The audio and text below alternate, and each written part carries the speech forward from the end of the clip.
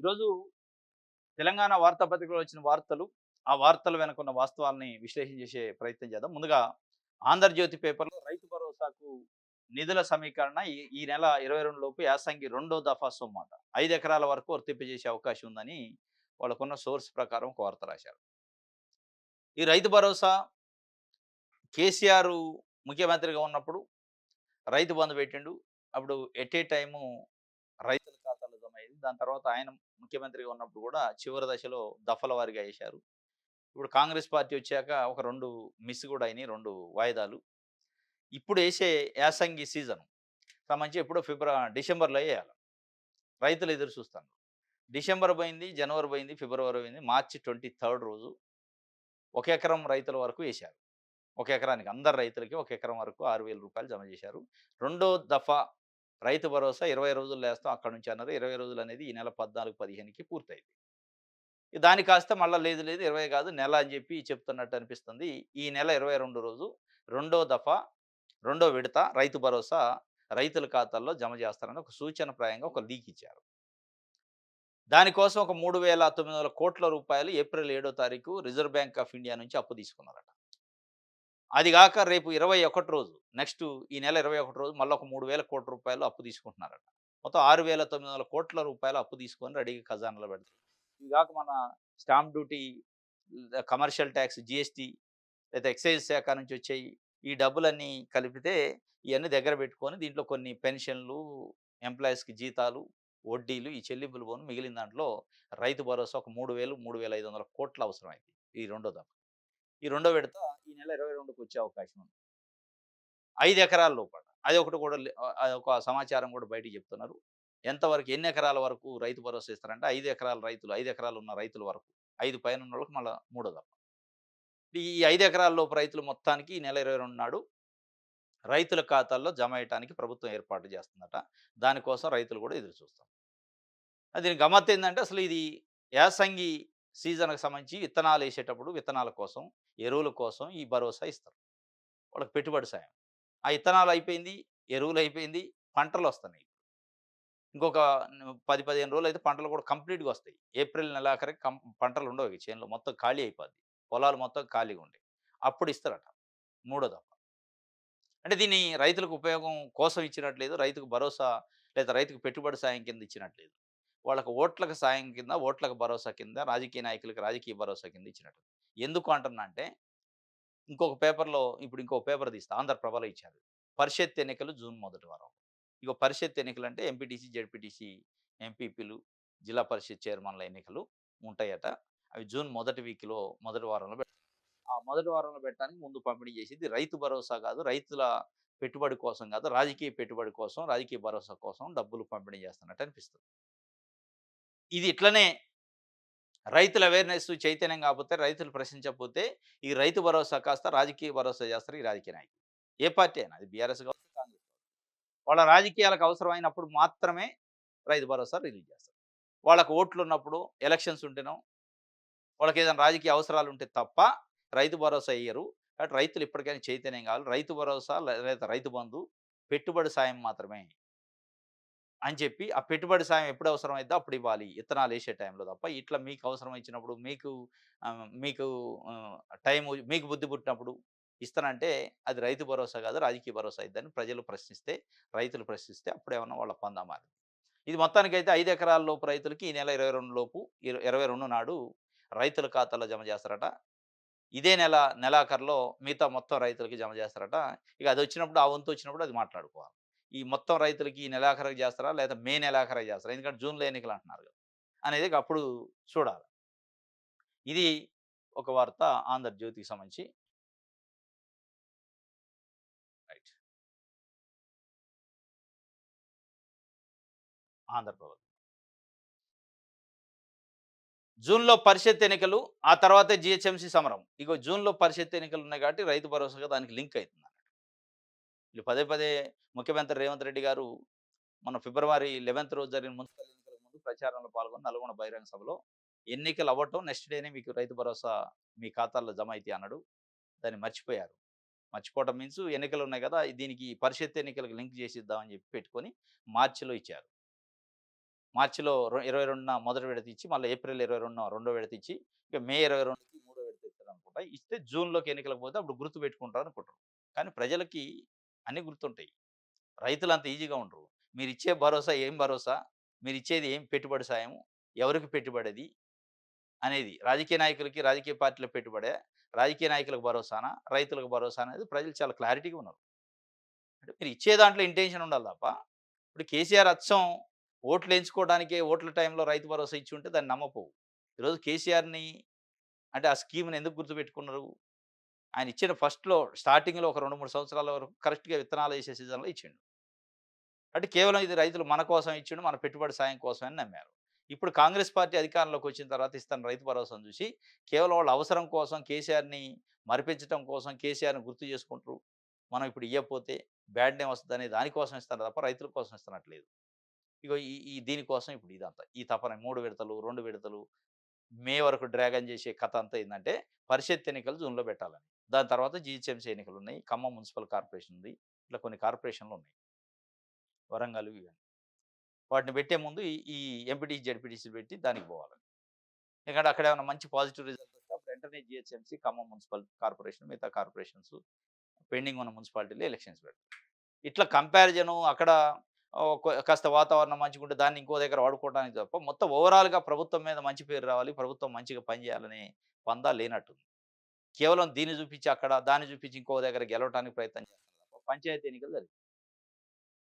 గ్రామ పంచాయతీ ఎన్నికల్లో కాంగ్రెస్ పార్టీకి అత్యధిక స్థానాలొచ్చింది. దాని తర్వాత బీఆర్ఎస్ పార్టీ పెర్ఫార్మెన్స్ కూడా బానే ఉందనేది ఒక చర్చొచ్చింది. దాని ఎంటనే పంచాయతీ జరిగిన ఎంటనే ఎంపీటీ, జడ్పీటీసీ పెడతారనుకున్నాం. అక్కడ డౌటొచ్చింది ప్రభుత్వానికి.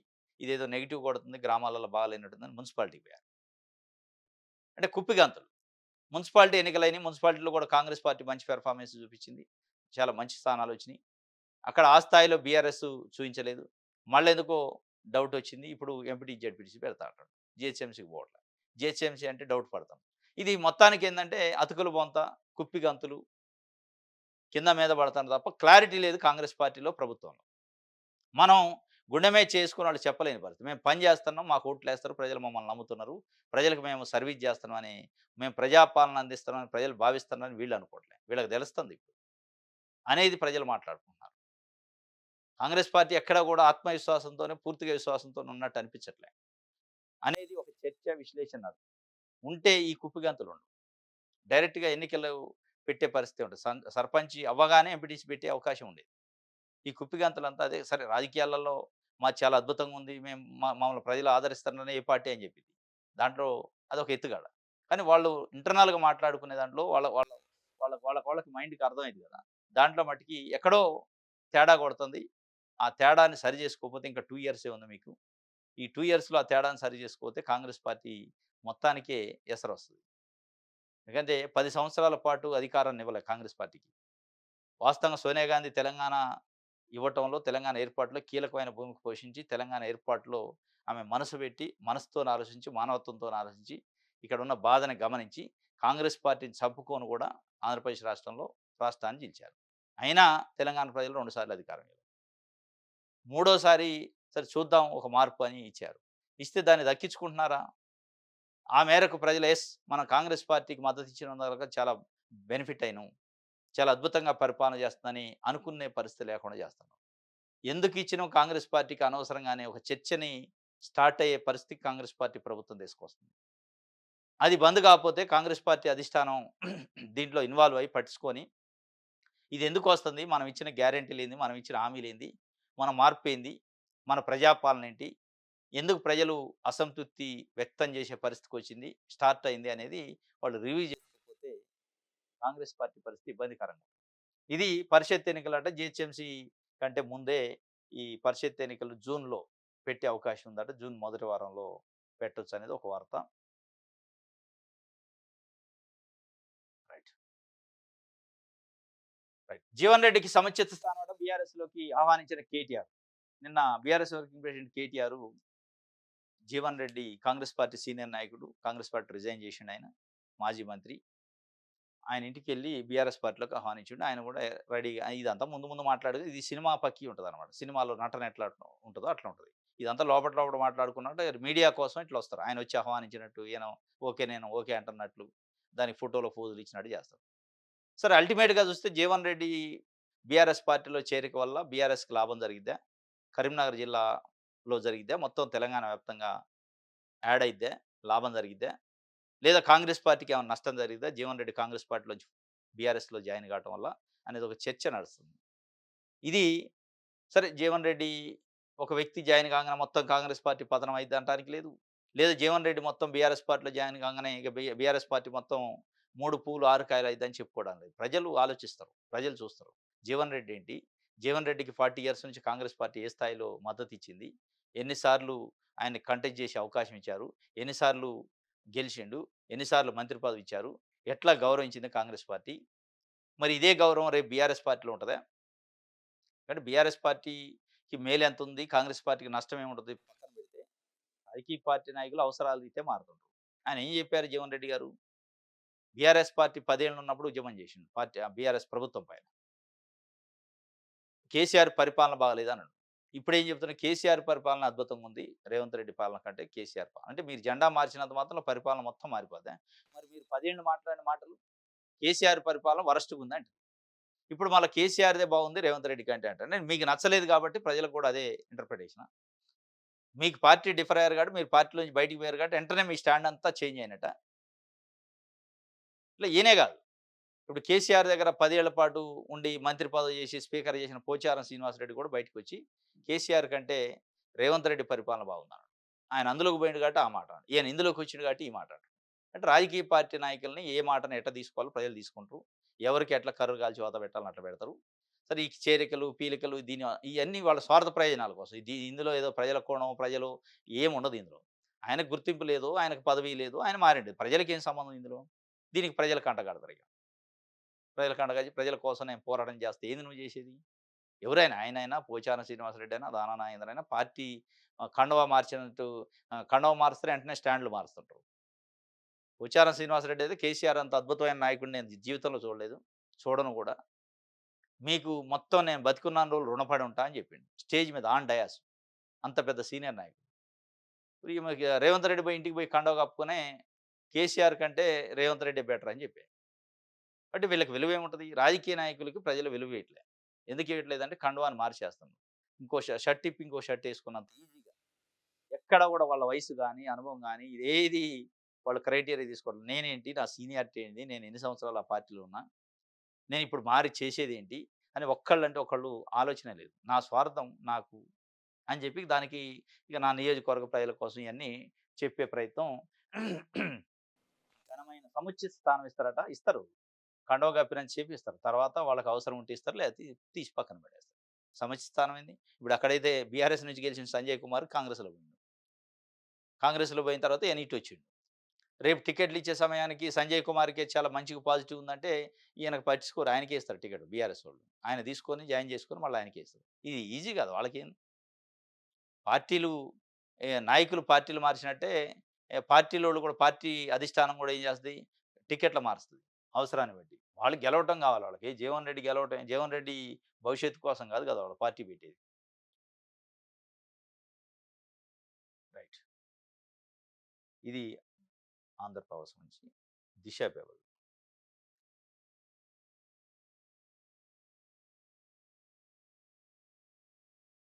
కౌలు రైతు కింగ్ కర్తవ్యమట గుర్తింపు కరువు అందని ప్రభుత్వ సాయము ఆందోళనకు సిద్ధమవుతున్న రైతులు ప్రజా సంఘాలు ఇప్పటికే వ్యవసాయ కమిషన్ సిఫార్సులు. కౌలు రైతులకు సంబంధించి వ్యవసాయ కమిషన్ సిఫారసు చేసింది. ఆ సిఫారసు చేసిన దానికి అందుకేమో పాడు ఆయనకి చెక్ పవరే లేకుండా చేశారు. కోదండరెడ్డి గారు రైతు కమిషన్ చైర్మన్. చెక్ పవర్ లేకుండా డబ్బులు లేకుండా చేశారు. ఆయన ఎటు తిరిగే పరిస్థితి లేదు. ఇదే కౌలు రైతులకు సంబంధించి కాంగ్రెస్ పార్టీ ప్రతిపక్షంలో ఉన్నప్పుడు చాలా సింపతి చూపించింది. కౌలు రైతులను కూడా గుర్తించాలి.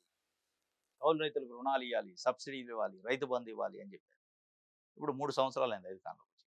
ఆ కౌలు రైతుని గురించి మాట్లాడే నాదుడు లేడు.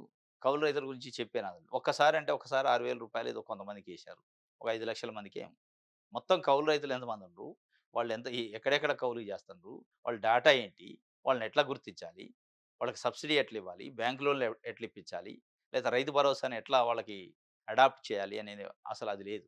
ఇప్పుడున్న రైతు బంధునే పీకేసే పరిస్థితికొచ్చింది.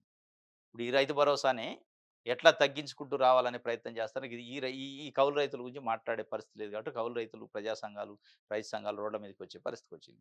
కింగ్ కర్తవ్యం అట కౌలు రైతులను గుర్తించాలంటూ ప్రజా సంఘాలు ఉద్యమ బాటకు సిద్ధమవుతున్నాయి. మేనిఫెస్టోలో చెప్పిన విధంగా రైతులతో సమానంగా సంక్షేమ పథకాలు అందించాలని డిమాండ్ చేస్తున్నాయి. కౌలు రైతులకు ప్రభుత్వం సాయం అందకపోవడానికి ప్రధాన కారణం వారి వద్ద పత్రాలు లేకపోవడమే. తమ భూములు ఎక్కడ పోతాయన్న భయంతో యజమానులు పత్రాలు ఇవ్వడానికి నిరాకరిస్తున్నారు. పట్టాదారులను భయపెడుతున్నారు. పాత చట్టాలను ప్రభుత్వం రద్దు చేయడం లేదు. కౌలుదారులకు మేలు చేసే కొత్త చట్టాలను అమలు చేయకపోవడంతో ఇలాంటి పరిస్థితి ఉత్పన్నమవుతుంది. ఇది అన్నమాట వాస్తవం. గతంలో ఉన్న కౌలు రైతు చట్టాల వల్ల అసలు పట్టాదారు రైతు కౌలుకిస్తాడు. కానీ కౌలుకిస్తానని ఆన్ రికార్డ్ రైటింగ్‌లో ఎక్కడియ్యడు. ఇంక రైటింగ్‌లో ఇస్తే అక్కడ ఆ చట్టాలు అడ్డం వస్తాయి. ఆ కౌలు రైతు ఎవరైతే ఇన్ని సంవత్సరాల పాటు కౌలు చేసిండనేది ఆయనదే భూమి అనేది కొన్ని చట్టాలున్నాయి. కౌలు రైతు చట్టాలు, కౌలు చట్టాలు.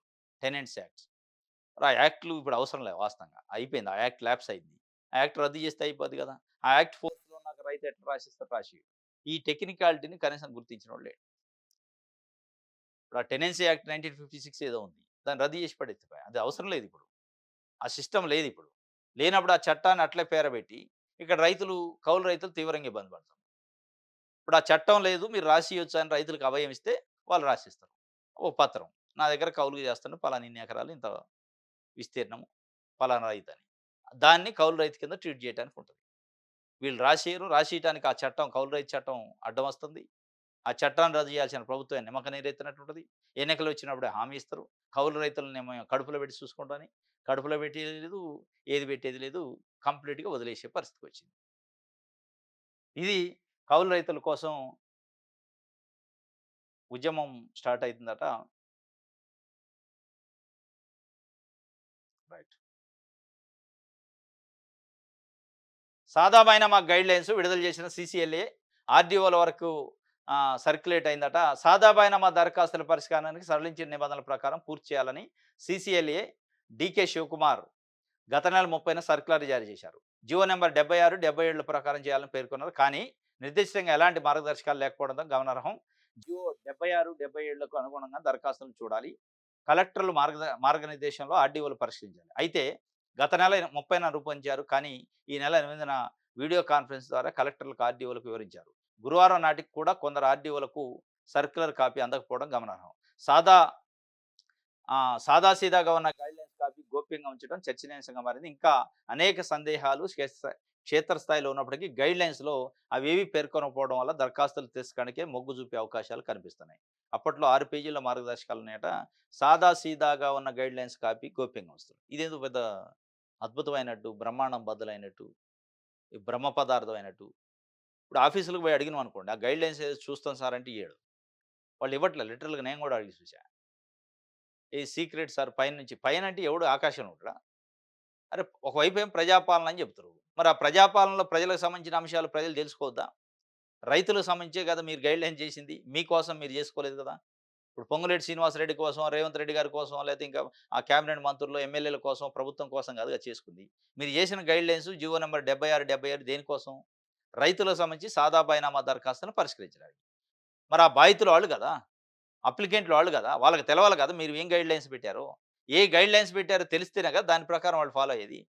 లేదు, లేదు మేము సీక్రెట్‌గా ఉంచుతాం అంటే ఇది ఎక్కడ సహజ న్యాయ సూత్రానికి విరుద్ధంగా లేదు.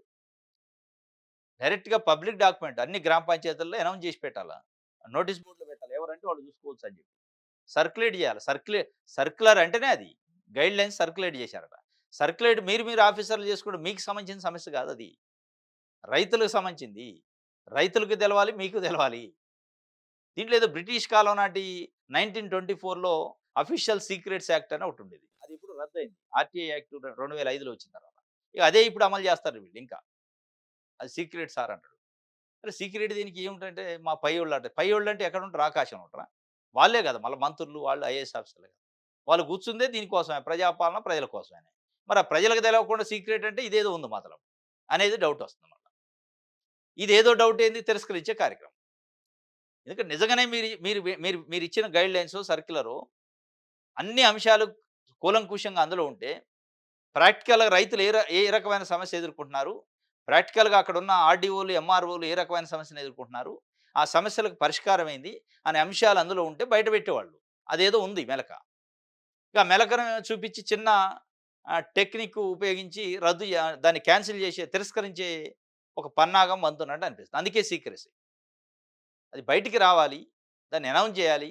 ఇగో ఈ ప్రకారం మీకుంది అంటే, దాంట్లో ఇంకేమైనా డౌట్లుంటే, అక్కడ ఎగ్జిక్యూట్ చేయాల్సిన రెవెన్యూ ఆఫీసర్‌లకు కొన్ని డౌట్లుంటాయి. ఇగో ఈ ఈ ఒక్కొక్క కేస్‌కి ఒక్కొక్క రకమైన అనుమానాలొస్తా ఉంటాయి. ఒక్కొక్క రకమైన సందేహాలుంటాయి. ఇగో ఈ విషయంలో, ఈ రైతు ఈ విషయంలో ఇట్లా ఉంది సార్, దీన్నేం చేయాలి? ఇయన్నీ తీసుకొనప్పుడు గైడ్‌లైన్స్ పెట్టాలి తప్ప, మీకు నచ్చినట్టు ఏసీ రూమ్‌లో కూర్చొని ఒక 4 గైడ్‌లైన్స్‌లు పెట్టి, దీని ప్రకారం ఉంటే చేయండి, లేదంటే తిరస్కరించండి అంటే మళ్ళా మొదటికే వచ్చింది కథ. అదే రాసిండు. మొత్తం తిరస్కరించడానికి మొగ్గు చూపుతున్నట్టు అనిపిస్తుంది. గైడ్‌లైన్స్‌లో ఏం లేదు. ఒకటే పదం పెట్టారు. అమ్మకందారుడి నుంచి అఫిడవిట్ అవసరంలా, కొనుగోలుదారు అఫిడవిట్ ఇస్తే చాలు అన్నారు. అంతవరకు అదొక్క అంశమేనా? ఇంకా చాలా అంశాలున్నాయి. ఎప్పుడు అమ్మిండు? అమ్మకందారు నుంచి లెటర్ ఉంది. కొనుగోలుదారుడు దున్నుకుంటుండు ఉంది. కానీ రికార్డులో అమ్మకందారుడికి సంబంధించిన పేరు లేదు. దాన్నేం జేయాలి? అటువంటివి ఉన్నాయి గదా! అనేక సమస్యలు. లేదా అమ్మిండు, కానీ ఇక్కడ భూమి తక్కువుంది. ఇటువంటి సమస్యొస్తే రకరకాల కోణాలలో మీరు మార్గదర్శకాలిస్తే బావుండేది. ఇప్పుడు అట్లాంటి సమస్య ఏదైనా వస్తే రద్దు. ఖతం తిరస్కరణే. దాని గురించి మాకు ఇందులో రాయలేదంటాడు. రాసేటోడు సక్రమంగా రాస్తే, ఆ రాసేటోడు మిగతా బాధితులను గూడా వాళ్ళ ఒపీనియన్ గూడా తీసుకొని రాసి ఉంటే గైడ్‌లైన్స్, ఇబ్బంది లేకుండా ఎక్కువ మంది రైతులకు మేలు జరిగిద్ది గదా! అది జేయరు. ఈ గైడ్‌లైన్స్‌లో మళ్ళా ఏదో డొల్లా ఉందని జెప్పి ఒకటి తెలుస్తుంది. మార్గదర్శకాలు ఏమున్నాయంటే 2020 అక్టోబర్ 12 నుంచి 2020 నవంబర్ 10 వరకు ఇచ్చిన దరఖాస్తులను పరిష్కరించండి. అర్హతలు, హక్కులు, పొజిషన్, డాక్యుమెంట్‌లను ఆర్‌డీఓ పరిశీలించాలి. పరిశీలించిన తర్వాత సాదా బైనామా ద్వారా కొనుగోలు చేసిన వారి నుంచి అఫిడవిట్ తీసుకోవాలి. దాంతో పాటు డాక్యుమెంట్లు జతచేయాలి. జీవో నంబర్ 77లో పేర్కొన్నట్టుగా అప్పటి గ్రామీణ ప్రాంతాలైతే పరిష్కరించాలి. అంటే ప్రస్తుతం కొన్ని అప్పట్లో గ్రామాలుగా దరఖాస్తు ఇచ్చినప్పుడు గ్రామాలున్నాయి. ఇప్పుడు తీసిపోయి కార్పొరేషన్‌లో కలిపారు కొన్ని ఏరియాల్లో. అటువంటివి కూడా పరిష్కరించాలి. కార్పొరేషన్ అయినంత మాత్రంలో అప్పుడు గ్రామం ఉంది కాబట్టి ఇవ్వాలని చెప్పి రాశారు. మున్సిపాలిటీలు, కార్పొరేషన్‌లో కలిసే రెవెన్యూ గ్రామాల్లోని దరఖాస్తులను కూడా పరిష్కరించాలి. నిర్దిష్ట కాల పరిమితిలో దరఖాస్తులను డిస్పోజ్ చేయాలి. ఈ డిస్పోజ్ చేయటం పని మీద ఉన్నారు. సమస్యను పరిష్కరించాలని లేదు. డిస్పోజ్ చేయాలండి నిర్దిష్ట కాల పరిమితిలో. విచారణ తర్వాత భూభారతి పోర్టల్‌లో 30 రోజులు ఉంచాలి. ఎలాంటి అభ్యంతరాలు రాకపోతే 13బి సర్టిఫికేట్ జారీ చేయాలి. దరఖాస్తుల పరిశీలన కలెక్టర్లు మానిటరింగ్ చేయాలి. ప్రతి వారం నివేదికలు పంపాలి. సాదా బైనామా దరఖాస్తులు పరిష్కారం అంతా భూభారతి ద్వారా పారదర్శకంగా జరగాలి అని చెబుతున్నాం. మాటలు చెప్తున్నాను గానీ అక్కడ చేతల్లో వేరేగా ఉంది కథ. గైడ్‌లైన్స్‌లో ఇంకా పూర్తిగా ఫుల్‌ఫిల్‌గా రాలే.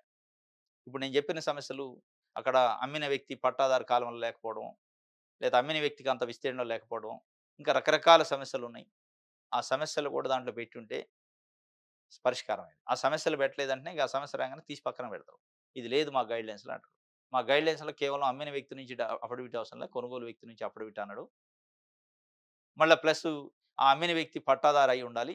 అది లేకపోతే మనం ఏం చేయలేం అని చెప్పి తిరస్కరించడానికి మొగ్గు చూపుతున్నట్టు అనిపిస్తుంది. ఇది సాదా బైనామా సంబంధించి